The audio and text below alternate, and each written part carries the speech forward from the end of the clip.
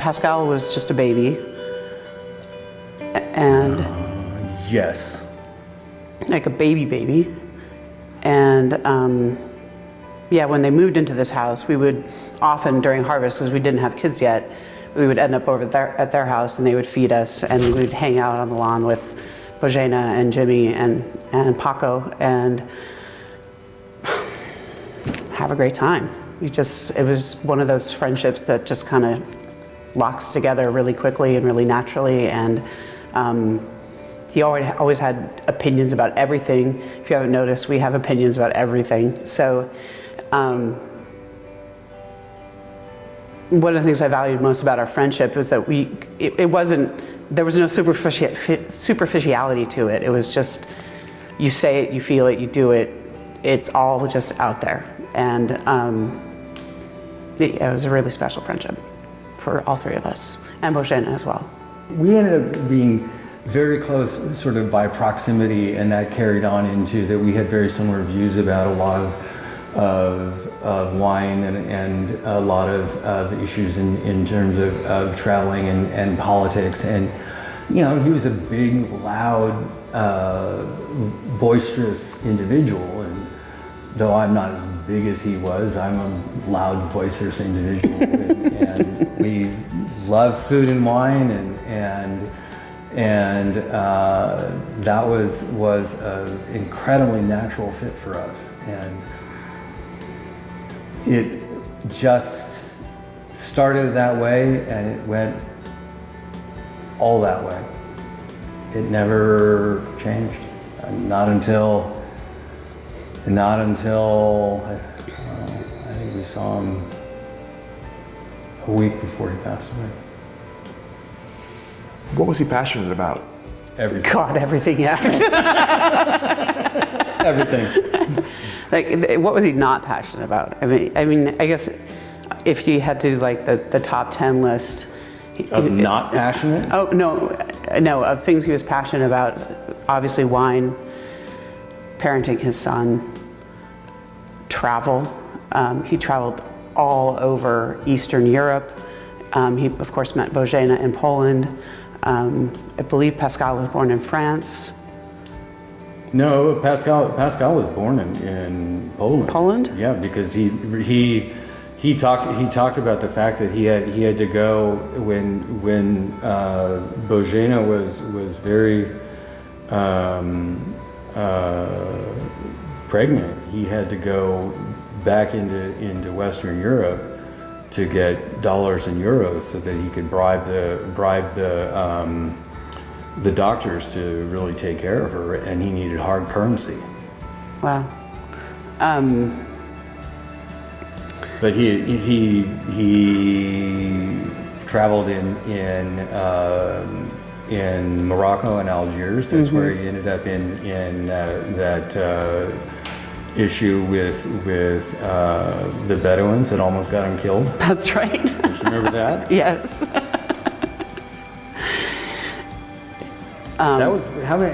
I can't even remember how many times he almost got killed through his temper and he was just like so busy living life that he always forgot to take proper cautions. Caution. Or whether it was the Bedouins or it was, the cop in Yamhill County who pulled him over for going too fast in that speed trap there, and he was almost arrested because he was yelling at the cop. It's like, Jimmy, rein it in, buddy. You'll make your life so much easier. But he wouldn't go travel in, the beaches of Mexico. He would take, a 3-week trip to the Republic of Georgia when there was a war going on next door that he could hear. That was just the kind of person he was. We tried to think of what to do the next day, because how do you handle that? And so we had some friends who were river guides on the White Salmon River, and so we went rafting, because what's more distracting than rafting? I remember it was 2 days or 3 days later. It wasn't the next day. Was it the next day? I don't know. Again, it's all pretty much a blur. What was pretty funny is that so there was a rafting trip already planned, and so our friend arranged for an extra boat, and the other boats didn't necessarily have the most professional guides. Our friend was the most professional guide, so Paco and I were in that boat. thinking, he's got to be kept safe. So who high centers the boat on a rock in the middle of a class 3.5 rapid first? Our boat. So we, you kind of rock the boat back and forth until it comes back into the water.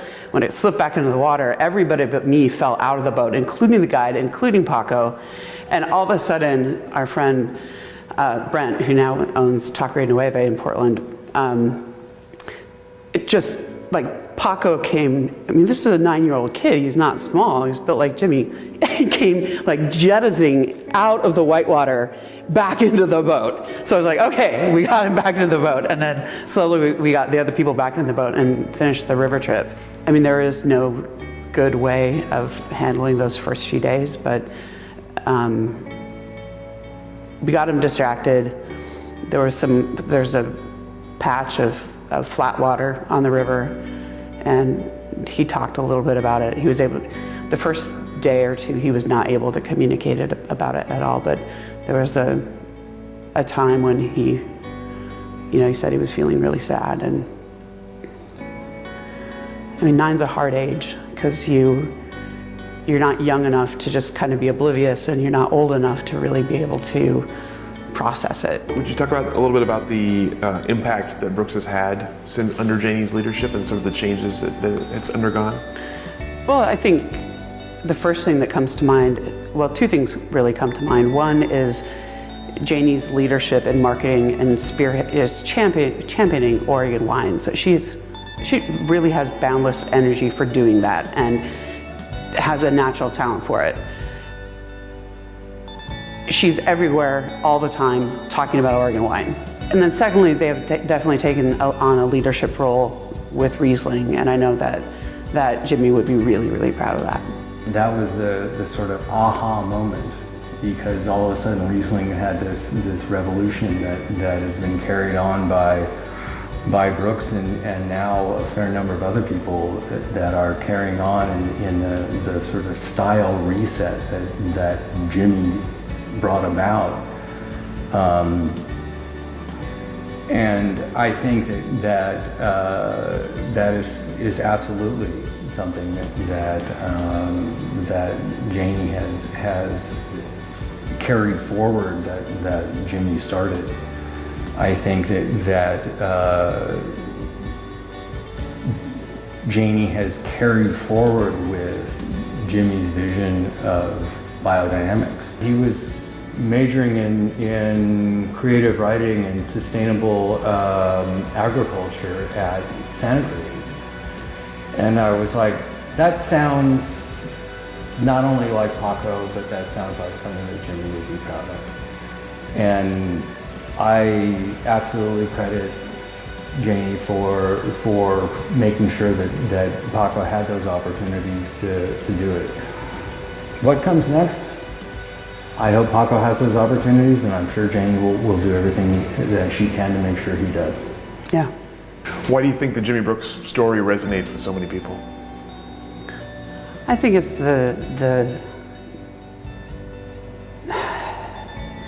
when tragedy happens and people come together to get through it together, it's always a very hopeful story to tell, because we all face painful challenges in our lives, and when you hear about Jimmy's story and the story of Brooks continuing afterward, it makes you I know it makes me think on a regular basis, maybe I could find a way around this. And as bad as it hurt when Jimmy died, we all are still here. You're interviewing all of us. We're all still here. And that means a lot to me, and I think it means a lot to everybody who hears the story. There's an entire generation in this industry that says that could be me. Yeah. We're all about the same age. We all came into the industry in the early to mid 90s. We all have kids that are about the same age. So from that standpoint, there's a very large group of us in the industry that easily identify with Jimmy.